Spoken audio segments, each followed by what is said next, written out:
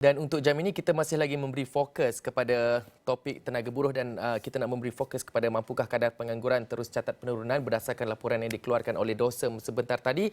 Dan saya kira bersedia di talian ketika ini ialah Profesor Madya Dr. Ahmad Razman Abdul Latif yang merupakan pengarah program MBA Putra Business School. Assalamualaikum Prof. Waalaikumsalam warahmatullahi wabarakatuh, Syah. Baik, apa khabar Prof?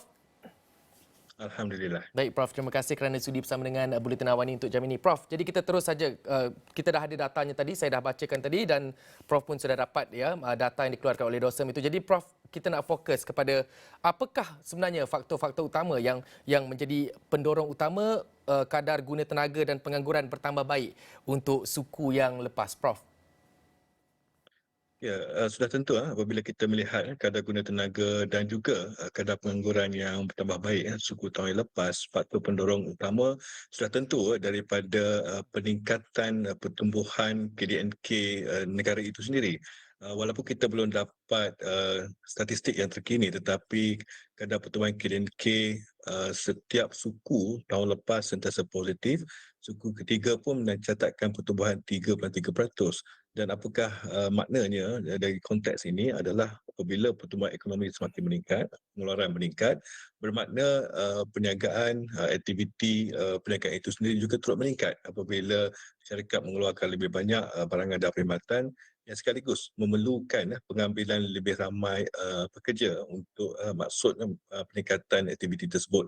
Oleh itu saya melihat itulah yang mendorong kepada peningkatan kadar guna tenaga apabila ekonomi kita berterusan berkembang secara positifnya pada tahun lepas. Baik Prof, kalau berdasarkan juga kepada data itu tadi ya, jumlah maaf Prof, jumlah penganggur paling tinggi dalam kalangan mereka adalah yang berusia 24 tahun dan ke bawah. Jadi lazimnya ini adalah kumpulan yang baru bergraduasi dari universiti Prof. Jadi adakah sebenarnya data ini menunjukkan bahawa golongan fresh graduate ini adalah golongan yang paling sukar untuk mendapat pekerjaan ketika ini Prof?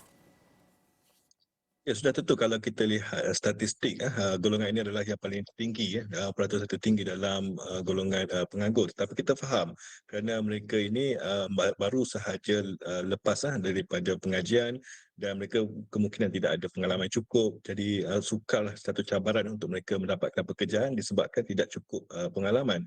Tapi kalau kita lihat statistik tertinggi, ya statistik terkini ini pun jumlah itu pun sedikit menurun. Jadi itu satu indikator yang positif.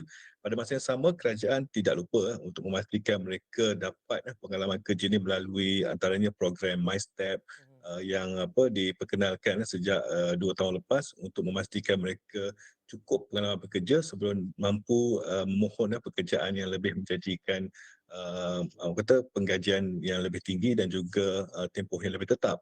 Namun saya nak juga menarik perhatian di sini. Kita nak pastikan apabila mereka dapat bekerja ni, mereka juga dapat kerja yang sesuai dan setaraf dengan kelayakan mereka. Kerana underemployment iaitu yang berpendidikan tertiary tetapi kerja yang berkamaran rendah dan juga sederhana ni agak tinggi. Underemployment di Malaysia agak tinggi untuk yang bawah 24 tahun ni. Lebih kurang 77.2% sebenarnya underemployment. Mereka tidak mendapat pekerjaan yang setaraf dengan kelayakan mereka. Dan di situ saya lihat mungkin selepas ini selain memfokuskan kepada memastikan mereka dapat pekerjaan, tapi kita kena pastikan pekerjaan mereka itu setaraf dengan kelayakan mereka.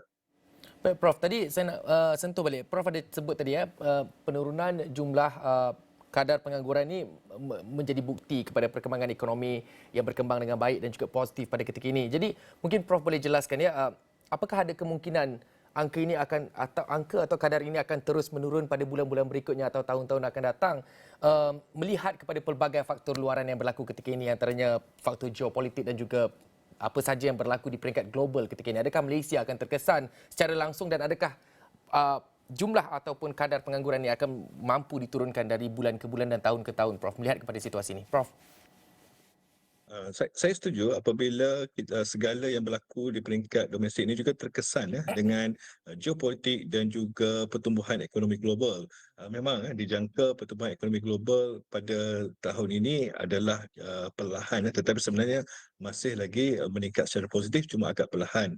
Dan juga kita juga kena lihat perkembangan di negara dagang utama kita seperti di China dan juga Amerika Syarikat. Adakah mereka turut mengalami kemerosotan ataupun pertumbuhan ekonomi yang pesat. Dan di China kita lihat ada usaha kerajaan mereka untuk meningkatkan lagi aktiviti ekonomi supaya mereka akan kekal memerlukan barangan dan perkhidmatan daripada negara dagang mereka termasuk Malaysia. Oleh itu saya melihat sudah tentunya jika negara-negara dagang utama ini pertumbuhan ekonomi mereka kekal positif, mereka akan membeli lebih banyak barangan daripada kita dan sudah tentu kita mampu memastikan tenaga kerja kita kekal tinggi dan juga pengangguran kekal rendah. Dan sudah tentu kita juga kena pastikan bahawa kita tidak terlalu bergantung kepada satu dua negara saja tetapi mempelbagaikan pasaran di antarabangsa supaya lebih banyak peluang untuk memastikan barangan dan perkhidmatan kita sentiasa mendapat permintaan. Baik Prof, saya melihat semula kepada data yang dikongsikan oleh Dawson ini Prof. Kalau dilihat setengah negeri masih mempunyai kadar pengangguran yang jauh lebih tinggi daripada purata nasional Prof di sini. Jadi mengapa dan bagaimana kita nak memastikan pertumbuhan ekonomi itu dapat disamaratakan antara semua-semua negeri ini dan juga peringkat nasional Prof? Ya sudah tentu setiap negeri itu ada kekuatan kelebihan sendiri. Kalau kita lihat negeri Selangor menyumbang hampir 25% daripada keseluruhan KDNK negara. Sudah tentu negara maju negeri maju seperti Selangor ini mempunyai tarikan yang mempunyai menawarkan banyak peluang pekerjaan dan kita lihat kadar penganggurannya lebih rendah daripada purata nasional. Dan negeri-negeri yang turut menyumbang KDNK tinggi seperti Johor, Pulau Pinang turut mempunyai pola orang kata tenaga kerja tinggi dan juga kadar pengangguran rendah. Tetapi kita lihat negeri-negeri yang mempunyai bilangan penduduk yang muda yang ramai tetapi KDNK contribution atau KDNK mereka rendah, inilah cabarannya kerana kita tengok kadar pengangguran mereka lebih tinggi daripada kadar nasional dan peratusan guna tenaga kerja mereka juga rendah daripada purata nasional. Dan di situlah kita kena lihatlah apabila kerajaan merencanakan aktiviti ataupun infrastruktur ataupun inisiatif ekonomi di dalam setiap belanjawan tahunan, kita nampak bahawa sebenarnya usaha untuk membangunkan setengah negeri itu wujud terutamanya di Sabah, Sarawak, di Pantai Timur banyak pembangunan infrastruktur dan juga yang kata potensi untuk pelaburan itu difokuskan kepada negeri tertentu. Tapi sudah tentu ini memerlukan kerjasama antara kerajaan negeri dan kerajaan persekutuan untuk memastikan bahawa kemakmuran dan juga pertumbuhan ekonomi itu dapat dinikmati oleh setiap negeri tersebut. Baik, terima kasih Profesor Madya Dr. Ahmad Razman Abdul Latif yang merupakan pengarah program MBA Putra Business School atas perkongsian tersebut. Dan sebentar tadi kita memberi fokus kepada laporan DOSEM yang terbaru di mana tenaga buruh dan saya memberi fokus kepada perbincangan mampukah kadar pengangguran terus catat penurunan di Malaysia.